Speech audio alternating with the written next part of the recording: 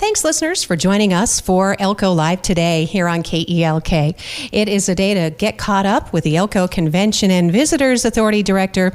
Executive Director Annette Kerr joins us in studio. And welcome, Annette. We know this is a super busy time for you, so thanks for coming in on the program today. Thanks for inviting me. I'll be enjoying this, I'm sure. Absolutely, Annette. We want to go over some exciting events. The Elko Convention and Visitors Authority is also hosting a number of really important local events like our Super Bowl, which is on Friday. That's something that you've been doing now for years, if not decades, certainly. Yes. And I know the community really appreciates that. That's our hospice fundraiser. Yes, we do a lot of fundraisers, dinners. The Elks Foundation just had theirs. The Mule Deer Foundation had theirs. We also do help, the Boys and Girls Club have their big dinner there as well. We have a lot of fundraisers, and then we do our own fundraiser at the Festival of Trees, where this last year we actually broke another record, and we were able to give over $48,000 back to various charities. So the board picks those charities, and then we divide that up, and each of them got this year we had 5 instead of 4, and they almost all got almost $10,000 each.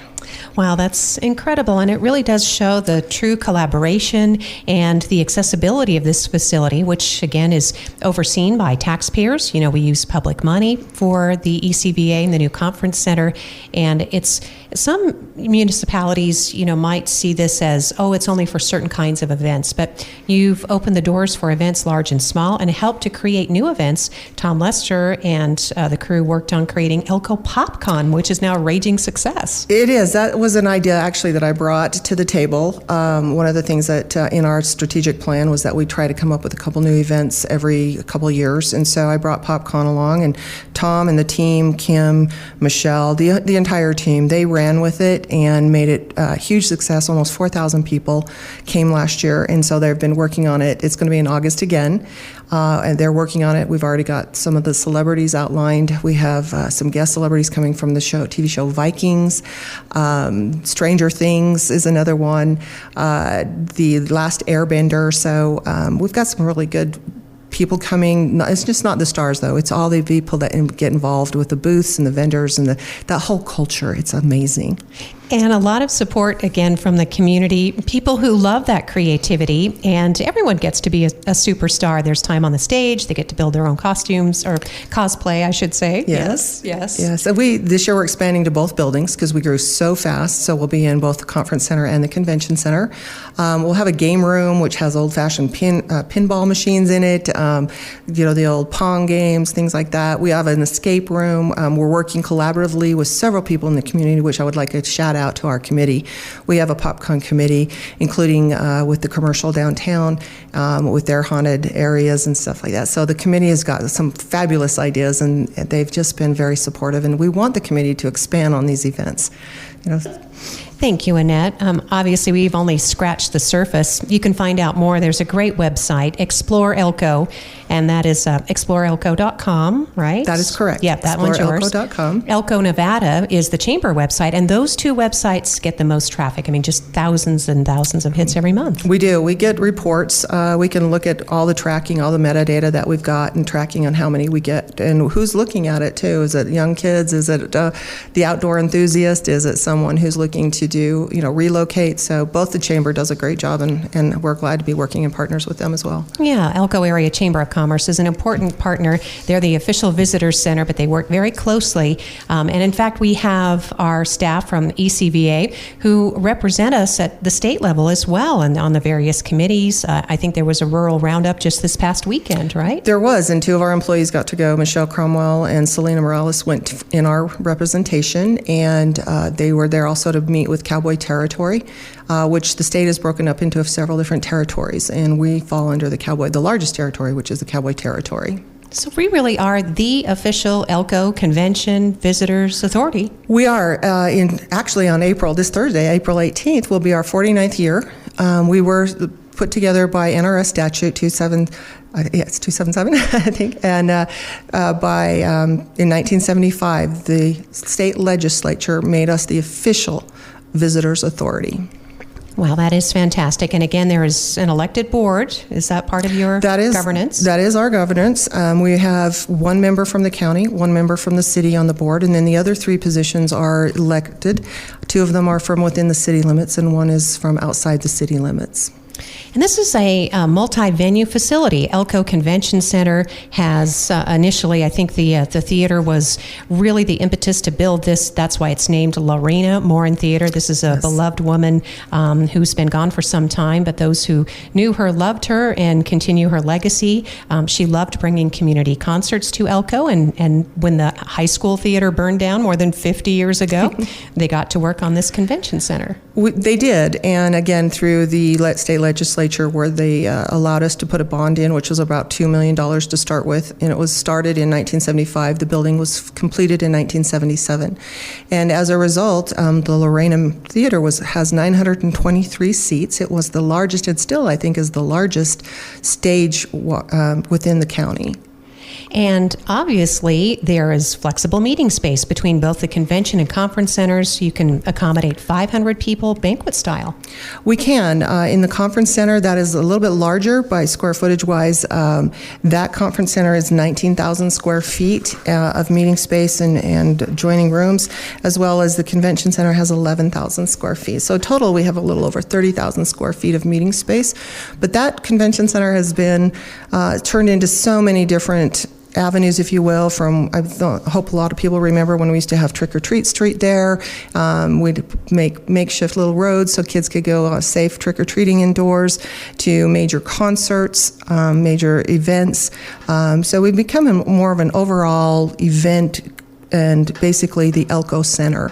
Both indoors and out. You have a gorgeous patio that accommodates private events such as weddings, but then you spill out into the neighboring park, which is a perfect location, benefits the restaurants and the shops and the community as a whole, for car shows.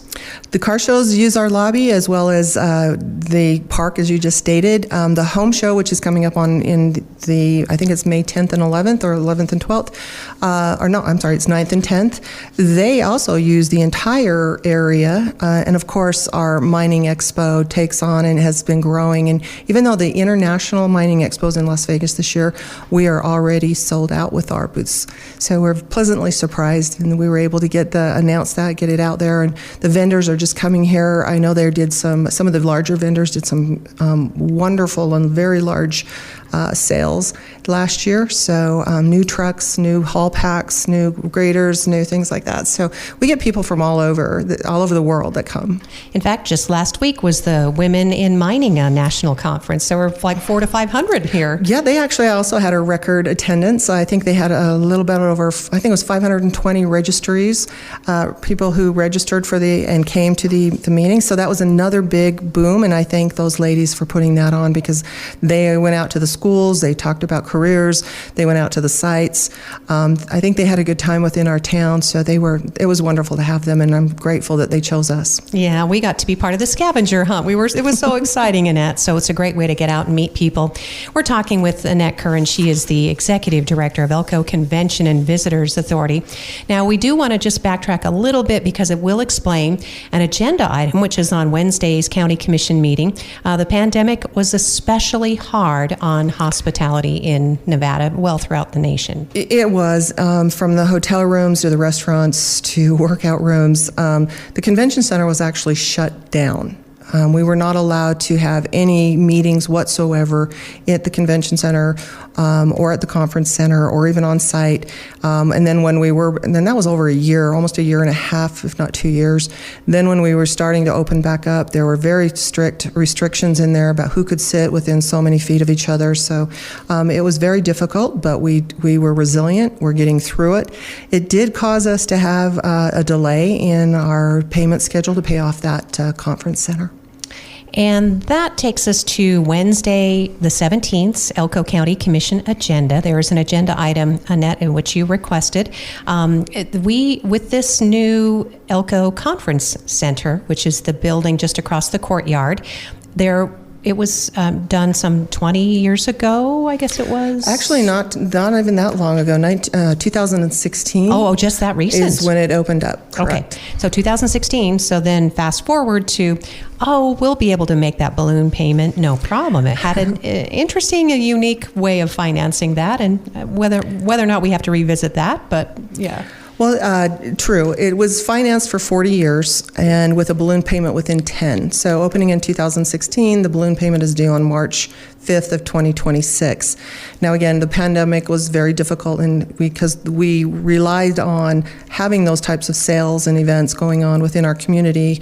We weren't able to receive any of those funds, or they were depleted quite a bit. So we're going to be short about $3 million. We've been working diligently since we reopened, saving and making sure we make smart decisions, smart purchases, delaying a few things that need to be completed. But we should have, the whole amount is a little over $6,059,000 that's due in March of 2026. So we're hoping that the county will give us a loan at either a small zero interest rate or a small interest rate, and so that we can bring that back home. Right now it's financed through a company out of Phoenix, Arizona. And so if it's a loan, if they would give us this loan or work collaboratively with us, obviously I'd love it if they gave me a donation of $3 million, and then we wouldn't have to worry, but we have the capability of paying back that loan to the county. So a little bewildering, though, Annette. I mean, was the ECVA not in a position to request ARPA money? Because isn't that why we got several $1 million in ARPA funds? Well, I know that my predecessors did attempt to do some ARPA money, and I believe the city was very generous in giving them over $500,000 in ARPA funds.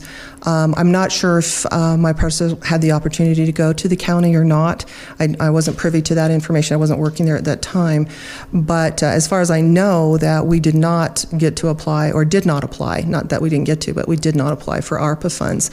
And ARPA funds were, specifically, it's my understanding that ARPA funds are to be used for those industries and those organizations and those small businesses that were affected by COVID. And we were tremendously affected by COVID. Right. So it is sort of bewildering that the county did not simply step forward and say, not only is this a great asset and resource to the community, but it's also our liability, and we're responsible for paying this balloon payment. We received several $1 million in ARPA money in good faith from the state, and so that money certainly could be awarded and fit all of the criteria, which is the other thing. I'm sure there will be an audit, if there hasn't been yet, as to how the county and certainly the city has spent their ARPA money, but you're not asking for that at Wednesday's meeting. No, I'm not. What we're looking for is an interagency agreement that will allow us to pay back that $3 million. It's basically a loan, and that we are willing to pay that back. We're not asking for them just to give it to us, but again, if this county would like to do that, that would be great. I don't know if they have the funds, but tomorrow's or Wednesday's meeting, I'm looking for, is the county or the commissioners even remotely interested? Do they have an appetite for working with us from an interagency type operation and giving us this loan? So we have talked about, the success, the capability of the facility, what's on the horizon, certainly. But, how is ECVA funded? Annette, if you wouldn't mind telling us, it's a public facility, so what is the budget? Granted, again, we were created by the state legislature, so we have to follow all of the state legislature and requirements, whether we were a city, a quasi-city, a special district, a county. So we have to create a budget, just like everyone else, or all the cities and the counties around the state, and submit those budgets. So we're funded through several different ways. One is the room tax dollar that we receive from people staying in hotels. We receive some ad valorem funding, and that goes to our capital. And then we also receive some sales tax, or what they call the C-tax funding, so consolidated sales tax funding as well. And you have an elected board of directors that oversee operations? Yes. So again, we meet monthly. This fourth Tuesday of every month at 8:30 in the morning. And again, there's a representative from the county, one from the city, and then 3 public people that have been voted in. And who's the county representative? Delmo Andrioza is our county representative. Okay. He's been on there for a while. Yeah, certainly. And so, and if you don't mind, what is the annual budget of the? So right now, the board just approved our tentative budget of about $4.1 million. And that does include the payment that we have to make. Our payment to the bank, if you will, out of Arizona is approximately about $650,000 a year. Okay. And Annette is no stranger to obviously gaming and facilities operation in any number of capacities. She was an emergency services manager for Elko County for several years. You have what I'm trying to get to is you have quite a varied background, and so obviously doing this budget is something that you're quite familiar with. Definitely.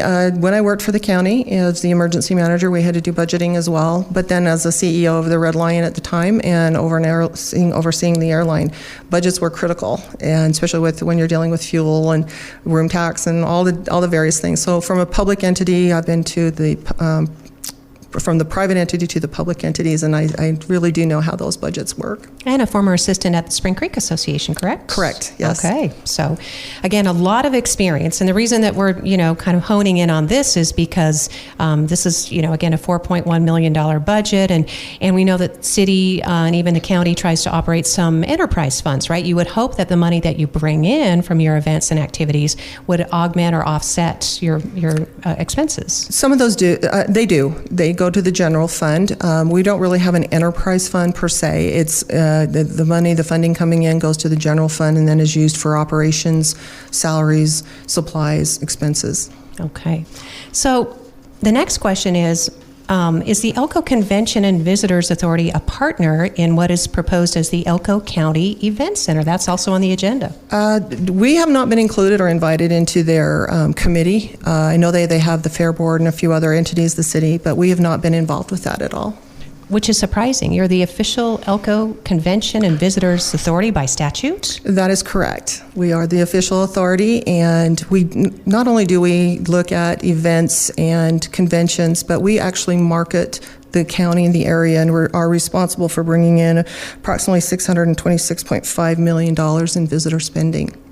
So it's really unusual. Again, bringing it up, it's side by side on the Elko County Commission agenda for Wednesday's meeting. There is following up with a presentation made by Boys and Girls Clubs. They're proposing what they describe as an Elko County Event Center, but that would be in name only because this new event center would be owned and operated exclusively by a private nonprofit.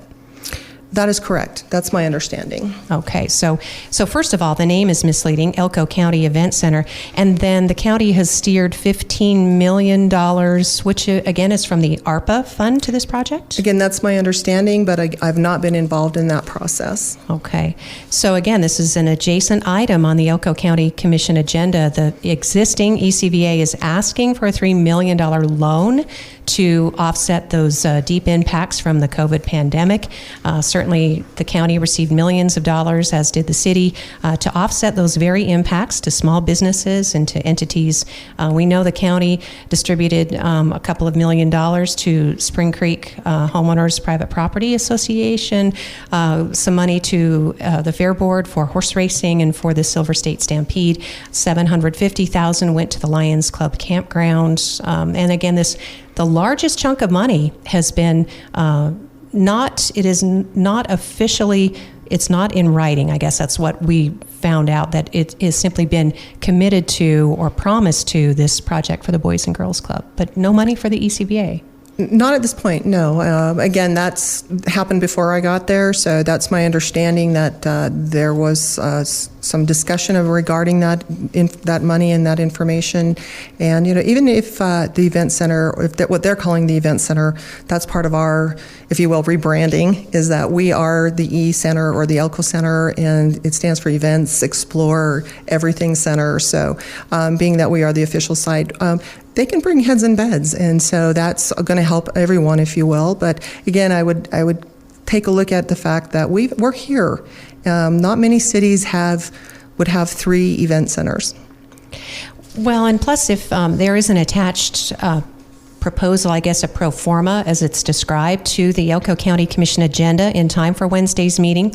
And this describes some specific economic impacts, but there are some suggestions, Annette, in that there would be trade shows, 6 concerts a year, some rentals available, and I guess out of all the the spending that the operating budget of $2.7 million would net a very slim margin of about $200,000 at the end of the year. This is a private nonprofit proposal, but does it compare to what the convention center does? I haven't had a chance to really dive into everything that he's got there or that the Boys and Girls Club has there. I know what our budget says. I know what we have, what our costs are just for our 2 buildings alone, just to heat them, if you will, with the convention and the conference centers. The convention center alone runs $10,000 a month to heat. And so I haven't had a chance to dive into his pro forma. Not that I would really want to. That would be totally up to the commission to take a look at that. Yeah, that's the elected officials' responsibility if they're going to steer $15 million public money to a private project. So the proposed event center, 65,000 to 72,000 square feet with 6,000 to 6,300 seating. Now, there is a lot of talk and community support for things like concerts. Annette, is there a reason why the Elko Convention Center with a 923-seat theater doesn't host big-name concerts?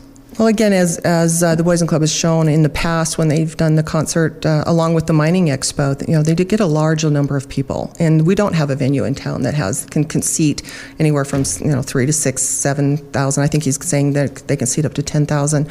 We don't have that. We also don't have an indoor arena. There's nowhere for the Stampede or these other events, equestrian events that are indoors. So in that respect, it's definitely a plus for the community have that type of an inside arena. I think it'd be more of an arena versus an event center. As far as this trade show goes, I'm not sure what they're looking at for trade shows. Mining Expo is not going anywhere. I'll just let everyone know that. It's the 38th year for the Mining Expo, and so we're going to continue to move forward and continue to grow that. I guess the question would be, can Elko County or community support 2 events, especially if one is a public facility, as you mentioned, and then the other is a private nonprofit, open to the public, but at a cost? Again, I think that would go back to the public and what type of event is being put on or what type of series. If I may revert back to your concert, again, with COVID, we weren't able to bring in those big names, but we can seat 923, which we did with the Mr. Brown concert. We filled that up and sold that out. But we also have that other theater in town now, too. So it's basically it's divided. A lot of those funds are divided. Right. We do have the new Elko High School Performing Arts Center, which few would actually argue that it's a great benefit to the academic community, the school, the campus there. They needed a place for their school activities, but at the same time, it is a competition, if you will, for the existing theater for ECVA. In a sense, I know the community concerts are over there now, and they used to be at the convention center. And again, I'm not sure how that all transpired or why. My job is to let us look forward, move forward. And so we're looking at new events, new things to do. We brought in the Lego League last year, and they used the stage. It was great for those kids to see that Lego competition. We're looking at bringing in some robots or the Robot Wars that you see on TV. So we're branching out. We're not staying the status quo. We're expanding, and we're resilient, and we will bounce back. And these are quality of life events. From what you've been describing there, it seems as though most are family friendly, and they're offered free, if not very low cost. That's true. For instance, the PopCon, if you go somewhere on the PopCon, like in Salt Lake, where you go to FanX, it costs you about $150 a ticket to get in. What we try to do is help our community. So last year it was a canned good that we gave to the Moses Project. This year coming up, it'll be school supplies. So if we go back to the Elko County Event Center as it's proposed, again, even though it would not be a county facility, it would be a private nonprofit facility, the new event center under the heading Economic Impact is projected to average 3,000 individuals per event, with 50% participating from out of town. The estimated economic impact to the community, $750 per non-resident per event, equaling $1.125 million, $200 per, no, I'm sorry, is that $1,100? And then $200 per resident per event for $300,000 economic impact. The total economic annually impact is supposed to be $38.7 million. That's a lot of, there are a lot of That would figures. be great. Yeah, but that doesn't reflect what the state actually defines for Elko. The state, and again, I think he's using, I'm not sure where he got his figures for his economic impact per person from a visitation, but the state does have a set formula that they calculate off of from the Travel Nevada and the Nevada Commission on Tourism, and it ranges from either $181 a person economic impact up to, I think it's a little over, I want to say a little over 200, maybe 250,000 or $250, sorry, per person. So I'm not sure where he's getting the 750. I wasn't privy to that. And the reason that we are carved up in these different districts, there are specific and unique attractions to Elko County, and the Elko Convention and Visitors Authority fully realizes that and focuses on that type of tourism and event opportunity. But then there are challenges like just getting here. Correct. I do sit on the new fan board. I was very graciously invited by Jan from the city, so thank you, Jan, for that. It's important that we have flights into Elko, not just for conventions, but for our local community as well. And so we're working diligently on how can we promote Elko, as well as how do we get more flights here, how do we sustain that process, and making sure that our whole community has that availability. And it's not just the airport either, but it's still driving. And then we also have something called the STAR report, right? That's the availability of lodging, of where people would be able to stay. Correct. So one of the things that I brought to the table when I was hired was the fact that we need to be tracking where our people are coming from, or how well are we doing, are we attracting the right individuals, if they, are we advertising the right way? If it's an outdoor enthusiast, you don't want to be talking about, the indoor wedding for the ads that are going out type things. So yes, the STAR report is an actual report that hotels put on.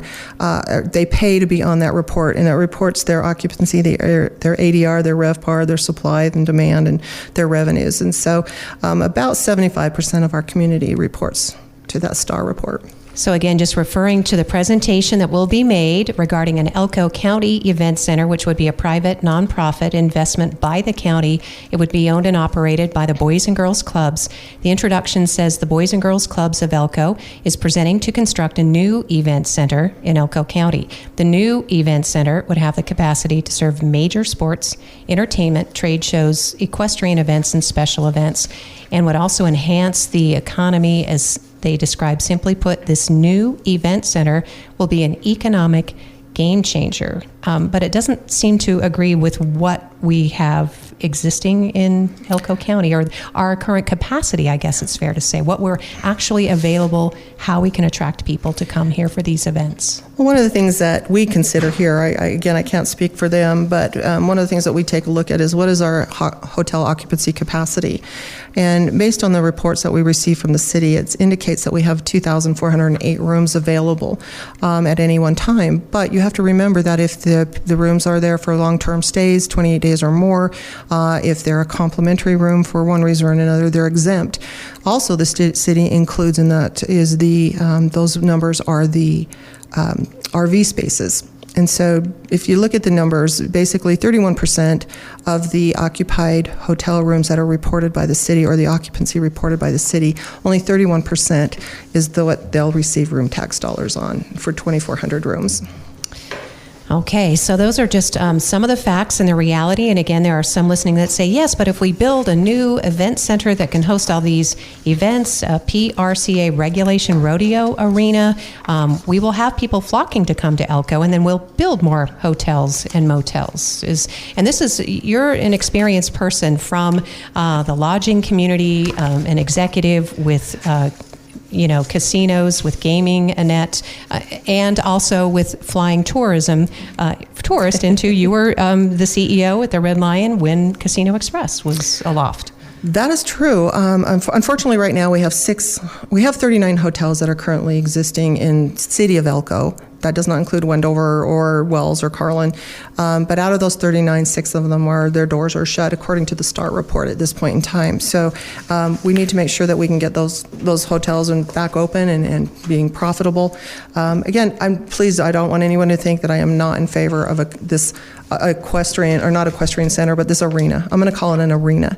It'll fill a niche that we need, and that's to make sure that, that we have a place for the indoor sports, the indoor operations for the Stampede, the rodeos, and I think it's a great idea. If we're bringing in concerts and people would want to support that. And so we'll maybe just call it what it is. It's a rodeo facility. It would have corrals. Certainly, it is a needed facility, as you just described, to have this type of event, whether it's a PRCA rodeo. Elko County is the heart of cowboy country, as this event center proposal describes, and the new project would give the region a new facility to bring top-level rodeos, cutting horse events, team roping, and equestrian events. And then some sports facilities, because they do talk about providing additional basketball courts and even some pickleball courts, which we know that's been a big draw, according to all the meetings that we've been to with pickleball enthusiasts. You do. You have to look at the different demographics, and again, that's why I'm looking at, from our perspective, what we offer is different from what they're going to be offering. And I hope that that this is made clear to everyone, is that the Convention and Visitors Authority has been your civic center, your event center, your meeting place, your fundraising place for almost 49 years as of Thursday. And I hope that they'll support us in seeking that loan. All right. And again, just to keep in mind when the presentation is made at the county meeting, that among the goals, it states that an event center of this magnitude would benefit several existing organizations, with a comprehensive community assessment study to be conducted to determine collaboration opportunities to allow this project to maximize its impact. But have we had people coming to the ECVA asking to collaborate with our existing facilities? Definitely. We do a lot with, we actually give money back to and also help marketing those events in those areas. And it's not just events. Again, it could be the fact that we have the Ruby Marshes, we have Lamoille Canyon, we have events like Ruby Roubaix that are out there. So the Balloon Festival, the show, the car show. But then again, we also make sure that people understand that we're not just all about events. We're about what you can see and do in Elko County. We have ghost towns. We have the opportunity to visit the Western culture. We have museums. We have a lot of different things, and that's what we do, is we want to make sure that the visitor gets that full experience of Elko. Thank you, Annette. Annette Kerr is Executive Director of Elko Convention and Visitors Authority. She did mention West Wendover, and I just did want to add that just a quick trip online would land you at the shows at the Peppermill Concert Hall, which is it's a venue 107 miles away, and they do not sell out all of their shows, but they certainly have a variety of music presented there from, Willie Nelson and Vince Gill, Pat Benatar, Jay Leno's performed. Coming up this summer, Little Texas, Ty Herndon, George Thorogood, and the Destroyers. Unfortunately, for our family, the Australian Pink Floyd show is sold out at West Wendover, so I'm not surprised. Maybe we could get him pop over here for a weekend. Yeah, well, and that's the point. We have a venue 107 miles to the east of us, and those are the names that they can attract. But those groups are not going to stop in Elko. They cannot, because they cannot compete with existing contracts. Correct. Any big shows that are in Vegas, but in Reno, Twin, or Boise and Salt Lake, most of those big shows, they have contracts that say that they can only go within a certain circumference and mileage, and so it can be very difficult at times. But it's everything's open for debate and open to take a look at those challenges. Right. If the radius includes Boise, Salt Lake City, Reno, or even as far as the Bay Area, that would be very difficult to attract some of the big names that Elko would love to just step out the back door and see. So, right. Or to bring visitors to. Well, did we get to all the points? Hopefully listeners have enough information going into Wednesday's discussion to, as you said, see why the ECVA is asking for the support that you are on Wednesday. Well, I just want to do a shout out to my team. We have a very small group of people that work there. Our facilities team is phenomenal. I would put them up against anyone, our office staff and all of our booking managers, etc. The entire team, even though there's only 11, they just do a phenomenal job. And like I said, they handled 520 women over the last week. I would just real quick, if we have time, we have the USU, Utah State University, coming in for an educational conference starting on Tuesday. We have some other typical trainings that we're doing. We have the Horizon Hospice, the Super Bowl. We've got a trauma symposium going. The prom will be there. We'll have the mule deer dinner there. We have the expo, the home expo coming up, and then we have the missing Indigenous murdered women conference coming up. Okay, well, thank you for letting us know again about a great variety of conferences, meetings, opportunities. The 2024 Elko area events calendar, I still have some copies available with stunning local photography and the events listed inside. And then the Explore Elko Nevada Visitor's Guide is out for the year, and that's beautiful too. ExploreElko.com is the website, but it's great to have this in hand. These are materials that you distribute and that people can get. That is correct. And again, we're the official visitor center, and so we have a lot of different brochures and things to do around Elko, so stop by. Thank you so much. And thank you, listeners. Again, the County Commission meeting is Wednesday, the 17th, 1:30, downtown in the County Commission meeting room.